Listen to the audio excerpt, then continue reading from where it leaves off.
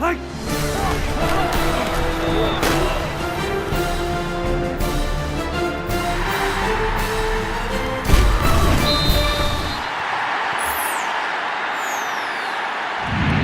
the Opopco Studios in Oklahoma City, this is an OSU Update with John Helsely. I'm Jenny Carlson. John, shocking news last week from Cowboy football. Wes Lunt leaving the program. I don't think anybody saw it coming outside the program. What do we know about this? What do we know about his decision to leave? Well, it was a shocking decision even inside the program. Assistant coaches were caught off guard by this. They knew that Wes was concerned about his future, where he fits, with 3 quarterbacks there, now 2 quarterbacks.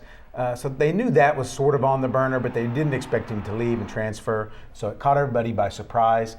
I've talked to Todd Monken about this. He knows Wes recruited him. He thinks the young man's making a mistake, that it's just, he doesn't really see the big picture. Sit out next year, maybe red shirt, have 3 years to start.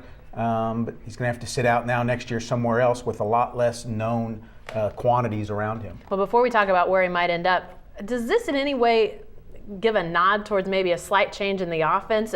Mike Yursich comes in. He likes to use a more mobile quarterback.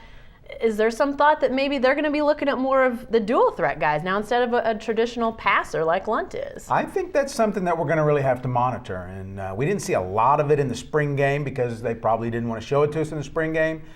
We weren't allowed into practices this spring, so it's hard to say for sure. You're right. That's a little bit of one of the factors of his background. I wouldn't be surprised to see some of that. And then the other interesting thing is how they go forward from there. They're going to have to recruit at least 1 quarterback in this class, maybe even 2. What style of a quarterback are they now going after? Okay, lastly, where does Lunt end up? Good question. I've been hearing 3 schools prominently, and that's Illinois, Louisville, and Vanderbilt. And I don't know why those 3. Obviously, Illinois is closer to home. Louisville's not that far. It's going to be really interesting to monitor, though. He's a good quarterback. Yep. Thanks, John. Be sure to stay with the best coverage team anywhere at newsok.com and every day in the Oklahoman.